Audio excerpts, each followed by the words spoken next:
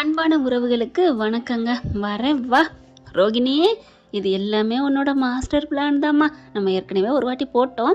இருந்தாலும் சில பல பட்டி டிகிரிங் பண்ணி இப்போ மறுபடியும் வேறு ஆங்கிளில் போகிறோம். இப்போ எல்லாருமே வந்துடுறாங்க கல்யாணத்துக்கு. விஜயாவும் அண்ணாமலையும் மட்டும்தாங்க இல்லை. ஆனால் அதையும் வர வச்சுறாரு முத்து. அம்மா இல்லாமல் இந்த மாதிரி பண்ணக்கூடாதுன்னு சொல்லிட்டு. ஏன்னா முத்துவை பார்த்த கையோடு நீயா நீயா அப்படின்னு மனோஜ் பார்க்குறாங்க. ரவி, ஸ்ருதி எல்லாருமே நீங்களா நீங்களா அப்படிங்கிறாங்க. இப்படி மாறி மாறி பார்க்க இவங்க எல்லாம் அம்மா வர்றாங்க. நீங்களா முத்து நீங்கள் அப்படின்னு கேட்க மீனா பார்க்குறாங்க. இது தெரியுமா? எனக்கு தெரியுமே, என் வண்டியில் வந்திருக்காங்க சவாரி. முத்து மனோஜை பார்க்குறாங்க. என்னடா உன் கல்யாணத்துக்கு வந்திருக்க? ஏதோ ஒரு கல்யாணத்துக்குன்னு சொன்னேன். அடே ஓடுகாலி, நீ இன்னும் ஓடுறத விடலையாடா அப்படின்னு மாறி மாறி பேசுகிறாங்க. சரி, ஒன்றும் இல்லை, அம்மா மட்டும் வர வச்சிருவோம் அப்படின்னு சொல்லிட்டு அம்மா வர வைக்கிறாரு. அம்மா பார்த்தா பயங்கரமாக வானத்துக்கும் பூமிக்கும் டாய் போய் நான் அப்போவே வேணான்ட்டேன். எப்படா நீ வேணான்னு சொல்ல போச்சு? எப்படா அந்த கல்யாணத்தை நடத்த போச்சு? அம்மாவை மீறிட்டியாடா? ஆய் போயின்னு கத்தும்னு பார்த்தா வீட்டை பார்த்தோன்னே அசந்து போகுது. இவ்வளோ பெரிய வீடா? நம்ம வீடு என் வீடுங்கிறோம். அது வீட்டு கார் செட் நிற்கிற அளவு கூட வராது போல இருக்கே. பிரம்மாண்டமாக இருக்கேன்னு வீட்டை பார்க்க சம்மந்தி, இது வீடு ஒரு வீடு மட்டும் இல்லை, இன்னும் பல வீடு இருக்குது. பல வீடா? ஆமாம், பல வீடு மட்டும் இல்லை, ஃபேக்ட்ரி நிறையா இருக்குது, தொழில் பிஸ்னஸ் நிறையா இருக்குது.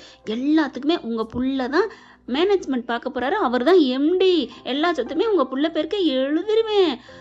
அப்படியே பார்க்குது விஜயா. அப்படியே நினச்சி பார்த்துச்சு இல்லையா, தொழிலதிபர் அவ முத்து சொன்னதையும் நினச்சி பார்க்குறாங்க. டே தொழிலதிபர்னு முத்து சொன்னது பழிச்சிருச்சு அப்படின்னு சொல்ல, என்ன சொன்னீங்க அப்படின்னு எல்லாரும் கேட்க, ஒன்றும் இல்லைடா, என் பிள்ளை தொழிலதிபராக ஆக போகிறான் அப்படின்னு சொல்ல விஜயா முத்து மீனா பார்க்குறாங்க. என்ன அத்தை இப்படி பேசுகிறீங்க? அவருக்கு இன்னும் டைவர்ஸ் வாங்காமல் கல்யாணம் பண்ண போகிறாரு. ஏய் என்ன, என் புள்ள பெரிய இடத்துல கல்யாணம் பண்ண போகிறது உனக்கு பொறுக்கலையா அப்படின்னு சொல்லிட்டு அந்த கனகா அம்மா கிட்ட போகிறாங்க. இங்கே பாருங்கம்மா, எனக்கு மனப்பூர்வமாக சம்மதம், எனக்கு இதில் ஒரு வருத்தம் கூட இல்லை. முத்து பார்க்குறாரு. அடப்பாவிகளா அப்படின்ட்டு ரவியும் ஸ்ருதியும், ஆண்டி என்ன அம்மா, ஏம்மா டைவர்ஸ் வாங்காமல் பண்ணக்கூடாமே, சும்மா இரு அப்படின்றாங்க. அடுத்து பார்த்தா பொண்ணை கூட்டுற சொல்கிறாங்க. இங்கே பார், நான் கல்யாணம் நடந்தே தீரும், பொண்ணை கூட்டுற சொல்லுங்க அப்படின்னு சொல்ல விஜயாவை சொன்னதுக்கப்புறம் மனோஜ் கையில் காலில் பிடிக்க முடியல. டே, எனக்கு ஒரு குற்ற உணர்வு இருந்துச்சுடா, இப்போ எங்கள் அம்மாவே ஓகே சொல்லிடுச்சு, இனிமேல் எனக்கு ஒரு பயமும் இல்லை அப்படின்னு ரொம்ப காலரை தூக்கி விட, டே மறுபடியும் நீ பல்பு தாண்டா வாங்க போகிற, இப்போவும் சொல்கிறேன் கேட்டுக்கடா, இந்த முத்து சொல்கிறதாண்டா பழிக்கும். டே என்னடா பழிக்குது? அதான் எங்கள் அம்மாவோட ஆசீர்வாதத்தோட கல்யாணம் நடக்க போகுது, நீ வாயை மூடிக்கிட்டு உட்காரு அப்படின்னு சொல்கிறாங்க. மீனா பார்க்குறாங்க. நீங்கள் சும்மா இருங்க, எது வேணாலும் நடந்துட்டு போகுது, நீங்கள் எது சொன்னாலும் அவங்க பொல்லாங்கிறாங்க அப்படின்னு இங்கே மீனா சொல்ல, அடுத்து பொண்ணை கூட்டுற சொல்கிறாங்க. பொண்ணை கூட்டு வரையில ரோகிணி வருது. அங்கே இருந்து பார்த்துருது எல்லாரையும். மாலையங்கழுத்துமா மனோஜ் நிற்கிறதையும் பார்த்துட்டு தூக்கி வாரி போடுது. அப்படியே அதிர்ச்சி ஆகிறாங்க. பொண்ணை நீங்கள் கூட்டு போங்கன்னு சொல்லி ஒதுங்கிக்கிறாங்க. அதுக்கப்புறம் உண்டி நின்று பார்க்குறாங்க. மாப்பிள்ளை பேர் என்ன அப்படின்னு அங்கே இருக்கவன்ட்ட கேட்க, மனோஜ் தான், அவர் தான். அதிர்ச்சி ஆகிறாங்க. அட பாவி மனசா அப்படின்னு சொல்லிட்டு நிற்கிறாங்களா. கொண்டுட்டு போய் பொண்ணை கொண்டு போய் மாப்பிள்ளை பக்கத்தில் நிற்க வைக்கிறாங்க. ரோகிணிக்கு செம்ம கோவம் வருது. இருங்க அப்படின்னு சொல்லிட்டு தாலி கட்டுறதுக்கு உட்கார வைக்கிறாங்க. எல்லாத்தையும் ஏற்பாடு பண்ண முத்து மீனா சைடுலேயே நிற்கிறாங்க. இங்கே விஜயாவுக்கும் அவ்வளோ சந்தோஷம். ஏமா இம்புடு நகை எவ்வளவு? இது எப்படியும் 1 கிலோவுக்கு மேலே இருக்கும், இன்னும் நிறைய நகை இருக்குது, எல்லாம் உங்களுக்கு தான். ஐயோ, ஸ்ருதி தான் பணக்காரி நினச்சா இது அவளையே தூக்கி சாப்பிட்டு அப்படின்னு ஏப்பம் விடுற அளவுக்கு பணக்காரியா இருக்காளே. வாமா கண்ணு வா உட்காரு அப்படிங்க. ஆண்டி. உடனே அவங்க அம்மா வந்துட்டு கனகாம்மா என்ன பண்ணுது, அடியே கனகா, இது உனக்கு ஆண்டி இல்லடி, அப்புறம் அத்தடி. ஓ அத்தை, ஆமாம்மா, எனக்கு எப்போ நீங்கள் ஆப்பிள் ஜூஸ் போட்டு தருவீங்களா? கண்டிப்பாம்மா, ஒன்றும் இல்லாதவளுக்கெல்லாம் நான் போட்டு கொடுத்தேன், உனக்கு நான் நல்லா போட்டு தருவேன். சரி ஆண்டி அப்படிங்கிற மனோஜ் பார்க்குறாங்க. சந்தோஷம் வந்துடுறாருங்க என்னதான் இருந்தாலும். இப்போ அவங்க அம்மா பார்க்குறாங்க. இங்கே பாருங்கள், என் பொண்ணுக்கு கொஞ்சம் அதெல்லாம் பரவாயில்லைங்க, இந்த தான் அத்தைங்கிறா, எனக்கு ஜூஸு தருவீங்களான்னு கேட்குறா, இதை விட என்ன வேணும்? பரவாயில்ல, என் பிள்ளைக்கு அப்படி நான் பார்க்க மாட்டேனா அப்படின்னு ஓகே சொல்ல மனோஜுக்கு சந்தோஷம். அம்மா உனக்கு ஒன்றும் எதுவும் வருத்தம் இல்லையே? எனக்கு என்னடா வருத்தம், நான் ஆசைப்பட்டதை விட பல மடங்கு நீ உயரமான இடத்துக்கு போக போற, சூப்பர்டா. இங்கே பாரு, 5 லட்சம் வாங்கிட்டியா? ஆண்டி கல்யாணம் முடிஞ்சோன்னு போடுறேன்னு சொல்லிட்டாங்கம்மா அப்படின்னு சொல்ல, முன்னாடியே கொடுத்தா அவகிட்ட கையெழுத்து வாங்கியிருக்கலாம்ல. இல்லை கல்யாணம் முடிஞ்சா தான் நாங்கள் எதா இருந்தாலும் தருவோம், அப்படி போடுங்க. இப்போ ரோஹிணி என்ன பண்ணுது, சரியான ஆளுங்க எல்லாத்தையும் வீடியோ எடுத்துருது. தாலி கட்ட போற நேரத்துக்கு நிறுத்துங்க அப்படின்னு ஒரே கத்து. யாருன்னு பார்த்தா ரோஹிணி தான் வருது. ரோஹிணியை பார்த்தா ஆடி போறாங்க. ஐயோ அப்படின்னு சொல்லி பார்க்க அவ அப்படின்னு சந்தோஷம் பார்க்க ரோஹிணியை பார்த்தா அள்ளு விடுது எல்லாருக்கும். விஜயாவுக்கே பின்னாடி புடுங்கிருதுன்னு வச்சுக்கோங்களேன். ஐயோ இவ இவ இவ இவ டே டே டே டே அப்படிங்கல முத்து பார்க்குறாங்க. நான் சொன்னேன்னா கேட்டீங்களான்ட்டு வராரு. மீனா ஒதுங்கிக்கோ, இதில் எதுக்கும் போக வேணாம் அப்படிங்கல மனோஜ். ஐயோ அம்மா என்னம்மா, சும்மா இருடா. ஏய் ரோகிணி, உனக்கு என்ன 5 லட்சம் தானே, வாங்கிக்க. 5 லட்சமா?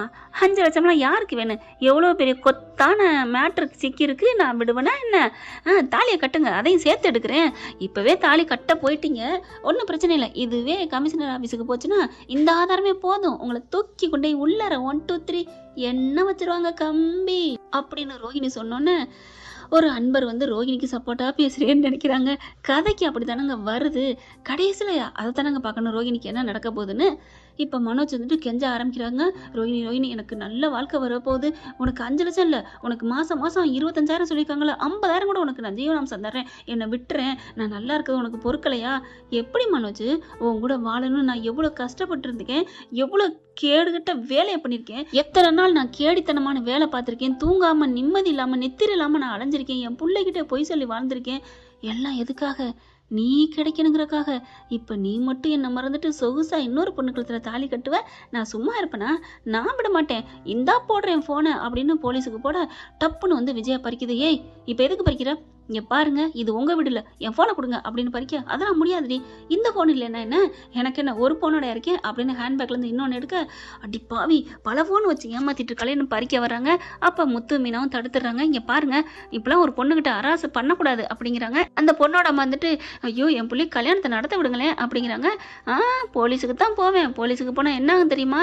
அங்கே மனோஜ் இருந்துட்டு அம்மா நீங்கள் சும்மா இருங்க, இப்போலாம் கல்யாணம் பண்ணால் போச்சு, ஏற்கனவே சந்தோஷம்லாம் ஜீவாலாம் சொல்லியிருக்காங்க, இப்போ இந்த கல்யாணம் வேணாம் நடக்காது அப்படின்னு மனோஜ் சொல்ல, விஜய் வந்துட்டு டே நீ பயப்படாதரா, தாலியை கட்டுறா, இவ என்ன பண்ணுறான்னு பார்ப்போம். ஓ அப்படியா, இந்த இப்போயே போகிறேன் அப்படின்னு ஃபோன் பண்ண மீனாவும் முத்தும் தடுத்துடுறாங்க. இங்கே பார்லர்மா, எல்லாம் எங்களுக்கு தெரியும், இவங்க கேனத்தனமாக பண்ணிட்டு இருக்காங்க, தயவு செஞ்சு ஃபோன் பண்ணாத. ஃபோன் பண்ணால் என்ன அவனுக்கு தெரியும்ல? தெரியும், எப்படியும் 7 வருஷம் ஜெயிலில் போட்டுருவாங்க. நீ யார் மேலே கொடுக்குறியோ 50 பேரும் உள்ளர போயிடுவாங்க. அப்போ மாப்பிள்ளை அவங்க அம்மா 2 பேர் மேலே தான் நான் போட போகிறேன் அப்படின்னு ரோஹிணி சொன்னோன்னே என்னடா சொல்கிற முத்து, மனோஜ் உனக்கு தெரியுமாடா? ஆமாம்மா 7 வருஷம் இல்லைன்னா 11 வருஷம் போடுவாங்களாம், சந்தோஷம் ஜீவாவும் சொன்னாங்க. ஐயோ இப்போ வீடியோ வேறு ஆதாரம் எடுத்து வச்சிருக்காளே. ஆமாம் நீங்கள் இல்லைன்னா சொல்ல முடியாது. நாங்கள் தான் கல்யாணம் பண்ணலையேடி, அப்புறம் என்ன பண்ணுவேன்? பண்ணலைன்னா இங்கே பாருங்க, நான் தடுத்ததுனாலனே. இதுவே ஒரு தவறான முடிவு எடுத்து இந்த உலகத்தை விட்டு போகிறது மட்டும் பெருசு இல்லை, தவறான முடிவு எடுத்தாலே அதுக்கும் தண்டனை தான். அந்த மாதிரி தான் இதுவும். இங்கே பாருங்க என்னோட வீடியோவை அப்படின்னு காமிக்க, அதில் அப்படியே எல்லா ரெக்கார்டுக்கு தாலி கட்டுறதுக்கு பின்னாடி வரைக்கும் கொண்டு போயிடுறாரு.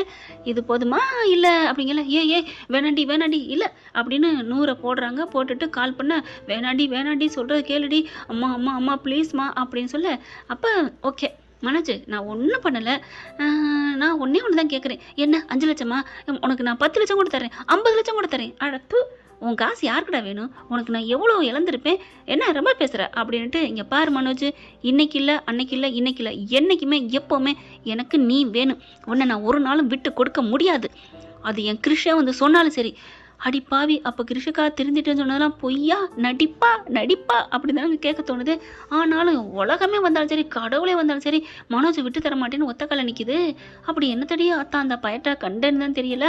இப்போ வந்துட்டு ரோஹிணி இந்த மாதிரிலாம் நீ பண்ணாத, என் வாழ்க்கையை கெடுக்கிற, நீ வந்தாலும் நான் உங்களோட வாழ மாட்டேன், உங்களோட ஏற்றுக்க மாட்டேன், என் வாழ்க்கை போச்சு அப்படி இப்படின்னு கத்த. இங்கே பாரு மனோஜ், அதெல்லாம் எனக்கு தெரியாது.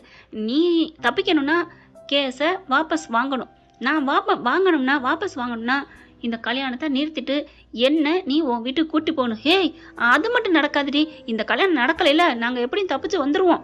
முடியாது, வாய்ப்பில்லை, நான் இப்போவும் கால் பண்ணுறேன் அப்படின்னு சொல்ல என்ன பண்ணுறாங்க, போலீஸ் கால் பண்ணிடுறாங்க. போலீஸும் வந்துடுதுங்க. போலீஸ் வந்த கையோட பார்க்குறாங்க.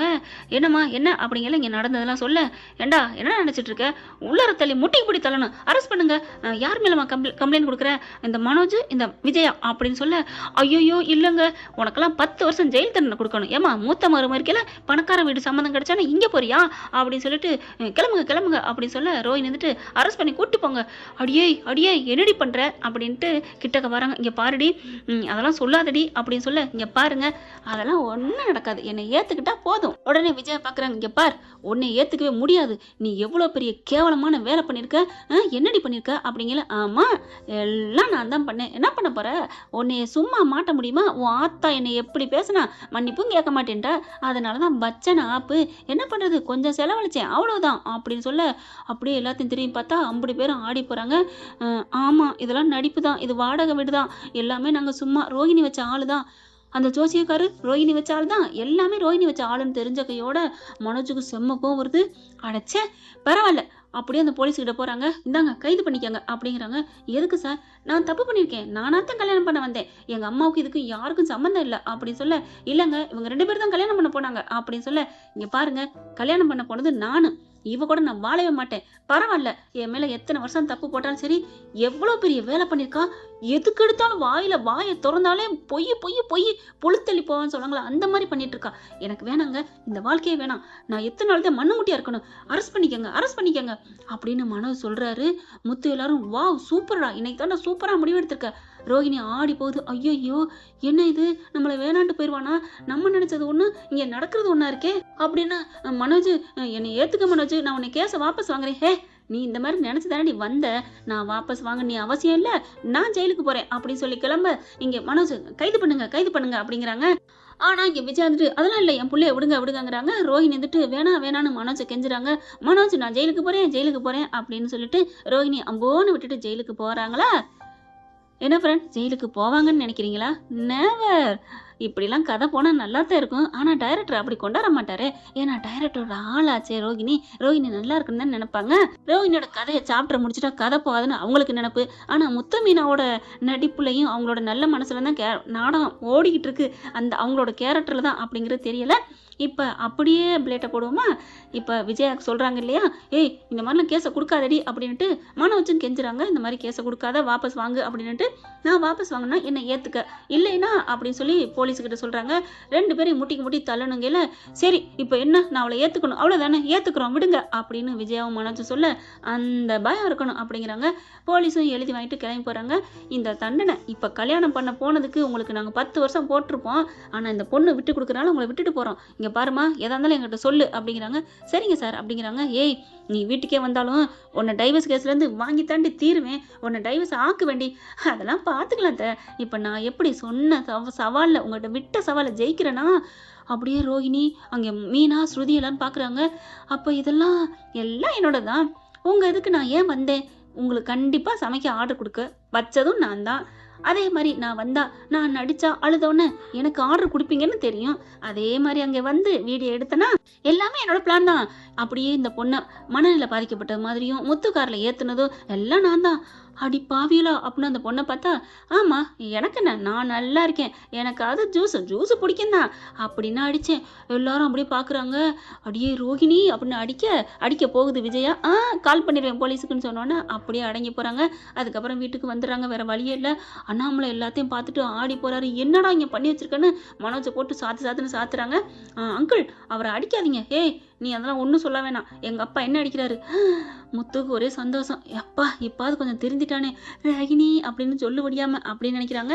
அதுக்கப்புறம் என்ன நிற்கிறவா அப்படின்னு மனோஜ் கூப்பிட, விட்ட சவால் மறந்துட்டீங்களா, உங்கள் அம்மா ஆரத்தி கரைச்சி எடுத்து என்னை கூட்டு போகணும் அப்படின்னு ரோஹிணி சொன்னோன்னா வேறு வழியே இல்லை. ஆரத்தி எடுக்குது.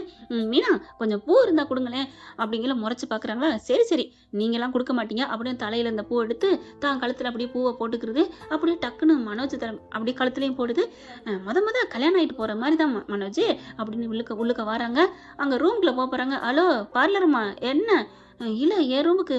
எது ஓ ரூம்பு, இதுதான், அங்கே போய் படுத்துக்க, இது எங்கள் ரூம்பு. இல்லை இங்கே பார், உன் மாமியார் உன் புருஷன் அவங்கக்கிட்ட இந்த விளையாட்டை வச்சுக்கோ, நீ வா மீனா அப்படிங்கல. இல்லைங்க வேலை இருக்கே. என்ன வேலை, எந்த வேலையா இருந்தாலும் ஓரங்கட்டு, இன்னைக்கு நம்ம மேட்னி ஷோ பார்க்குறோம் அப்படின்னு இழுத்துக்கிட்டு போய் கதவை டம்முன்னு சாத்திக்கிறாங்க. விஜயா பார்க்குது. ஐயோ போச்சேன்னுட்டு, ஏய் அடியே பார்லருமா நீ என்கிட்ட வாழ்ந்துருவியாடி, அத்தை இவ்வளோ ஊரறிய எல்லாத்தையும் உங்களை ஏமாத்திட்டு கல்யாணம் பண்ணிட்டு வர்ற மாதிரி தான் இப்போ நான் வந்திருக்கேன். அப்படி இருக்கல உங்களை சமாளிக்க முடியாதா என்ன, உங்களுக்கு என்ன பணம் தானே, மாதம் 1 லட்சம் தரேன் போதுமா? 1 லட்சமா? ஏய் காசை கொடுத்துலாம் என்னை ஏமாத்த பார்க்காத. அடே மனோஜ், இவ கூட நீ வாழ்வியாடா? ஐயோ வேணாமா, இவ எனக்கு வேணாமா. இங்க பார், என்ன ஆனாலும் சரிடி, உன்கிட்ட இருந்து நான் டைவர்ஸ் வாங்கி தந்துடுவேன். இது என் அம்மா மேல, டே இல்ல என் மேல சத்தியம், அந்த முருகன் மேல சத்தியம் அப்படின்னு மனோஜ் கொடுக்குறாங்க சத்தியத்தை.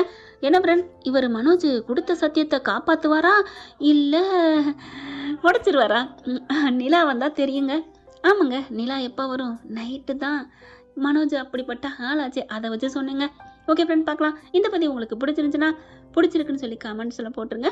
கூடவே ஒரு லைக் தட்டி சப்ஸ்கிரைப் பண்ணி ஆதரவு கொடுங்க அன்பு உறவுகளே. Thank you friends. இந்த வீடியோ உங்களுக்கு பிடிச்சிருந்தா தயவு செய்து லைக் பண்ணுங்க. இன்னும் அப்டேட்ஸ்க்காக சேனலை சப்ஸ்கிரைப் பண்ண மறக்காதீங்க. நம்ம கிட்ட இருக்க எல்லா சேனல்ஸோட லேட்டஸ்ட் வீடியோ அப்டேட்ஸ்க்காக மேல ரைட் சைடுல காட்டுற லிங்கை கிளிக் பண்ணி வாட்ஸ்அப் குரூப்ல ஜாயின் பண்ணுங்க. உங்களிடம் விடைபெறுவது நான் உங்கள் மெஹர்.